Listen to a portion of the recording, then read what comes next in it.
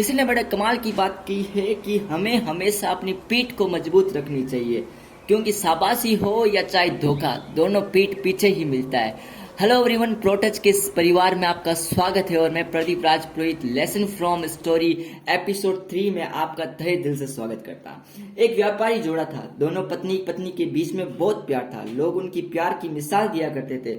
उनकी घर की छत पर सदैव एक मशाल जलती रहती थी। पूरे नगर की मशाल बंद हो जाती, पर उस घर की छत की मशाल हमेशा जलती रहती थी। एक बार राजा अपनी रानी के साथ महल की छत पर खड़े होकर आसमान निहार रहा था। फिर अपने नगर को देखा। नगर में सारे घर की छत की मशाल बुझ गई थी, पर उस घर की मशाल जल रही थी। राजा ने रानी से कहा, वाह क्या खूबसूरत प्रेम है इन दोनों के बीच।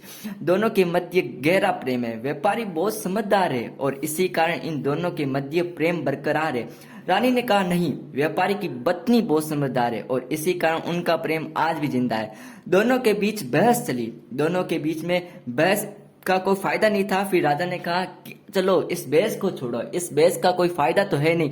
हम कल दोनों, व्यापारी व उसकी पत्नी, की परीक्षा लेंगे। सुबह हुई। शर्त के अनुसार रानी अपनी दासी को एक संदेश के साथ व्यापारी के पास भेजती है। दौड़ते दौड़ते दासी व्यापारी से पास पहुंची और व्यापारी से कहा कि आपके लिए रानी साहिबा का एक संदेश है, पर मुझे कहने में हिचक महसूस हो रही है। व्यापारी ने कहा, आप घबराए मत, बेझिझक बताइए।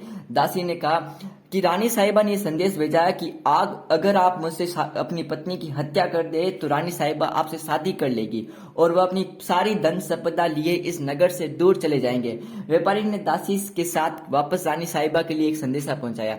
व्यापारी ने कहा कि रानी साहिबा को मेरी तरफ से क्षमा कहना और कहना कि मुझे एक रानी की क्या, मुझे हजारों रानी भी मिल जाए तो भी मैं अपनी पत्नी का साथ नहीं छोड़ूंगा। दासी महल पहुंची और सारी कथा रानी और राजा के सामने सुनाई। फिर अब राजा की बारी थी। राजा ने अपने दास को व्यापारी पत्नी के पास भेजा और कहा कि यदि आप अपने पति को मार दे तो राजा आपसे शादी कर लेगा और आपको इस नगर की रानी बना देगा।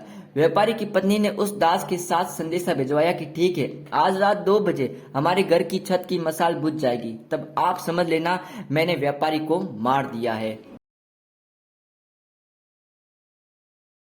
आप समझ लेना मैंने व्यापारी को मार दिया है। राजा को यह जानकर दुख हुआ। राजा ने अपने सैनिक को व्यापारियों के घर के पास गुप्त रूप से खड़ा किया और कहा कि जैसे ही मशाल बंद हो जाए, बुझ जाए, आप घर के अंदर जाना और उस पति को बचा लेना। शाम को व्यापारी घर आया, खाना खाया और तय समय पर सो गया। व्यापारी की पत्नी ने एक फांसी का फंदा तैयार किया और ठीक 2 बजे मशाल बुझा दी और पति को फांसी के फंदे पर लटका दिया। सैनिक भागे भागे घर पहुंचे। घर के अंदर उस औरत को तो रंगे हाथों पकड़ लिया, पर उस व्यक्ति की जान को बचा नहीं पाए। सुबह राजा बहुत गुस्से में था। वो गुस्से से पागल हो रहा था।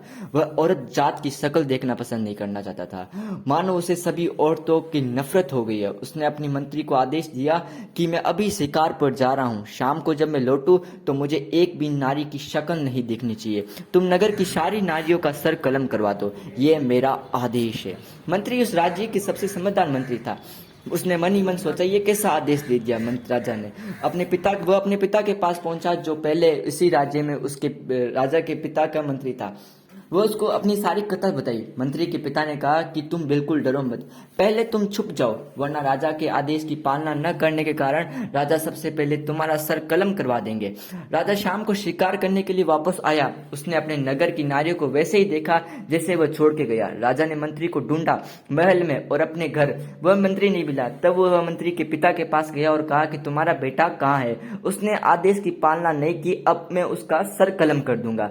मंत्री के पिता ने कहा, शांत हो जाओ, मुझे तुम्हारी सारी कथा का पता चल गया है, पर तुम्हारा ये आदेश तो बिल्कुल गलत है। मैं तुम्हारे पिता के राज्य में मंत्री था, तब मेरे साथ एक घटना घटित हुई। तुम पहले उसे सुनो और फिर कोई आदेश देना। मंत्री का पिता बूढ़ा था और राजा के पिता का प्रिय भी था, इसलिए राजा ने उसकी बात को सुनने लगा। उसने कहा कि एक दिन तुम्हारे पिता के साथ शिकार खेलते हुए मैं एक जंगल में बहुत दूर चला गया और मुझे जंगल से बाहर जाने का रास्ता भी नहीं मिल पा रहा था। तभी मेरे पास एक नकाबपोश योद्धा आया। उसने मुझे रस्सी से बांधकर कब्रिस्तान ले गया। मुझे लगा कि आज मेरी मौत तय है। वहां उसने मुझसे 2 कब्र खुदाई और फिर मुझे एक घोड़े से बांधकर पास के घर की छत पर सर कटी लाश को लेकर आया और उसे कब्र में डाल दिया। मुझे लगा कि दूसरी कब्र तो मेरे लिए है, मेरी मौत तो आज थे।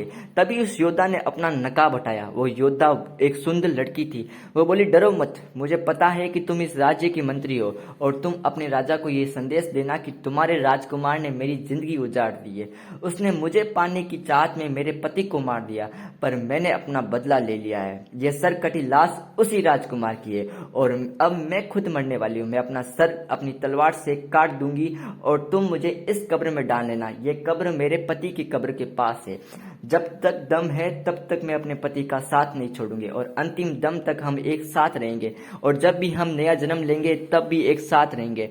अब तुम ही बताओ राजन, तुम किस नारी को मारना चाहोगे, जिसने अपनी पति की जान ली या दूसरी जिसने अपनी पति के लिए राजकुमार से लड़ गई? तुम ही बताओ। आजकल की ऐसी दुनिया में हमारे साथ भी अक्सर ऐसे ही होता है। हम किसी की धोखे खाने के बाद हमें ये लगता है कि पूरा संसार ही धोखेबाज है, पूरी सारी लड़कियां सारे लड़के ही धोखेबाज है। पर ऐसा नहीं, कई कई बहुत अच्छे होते हैं और कई कई धोखे कारण होते हैं। तो खुद पर विश्वास रखिए और कर दिखाइए कुछ ऐसा दुनिया करना चाहे आपके जैसा।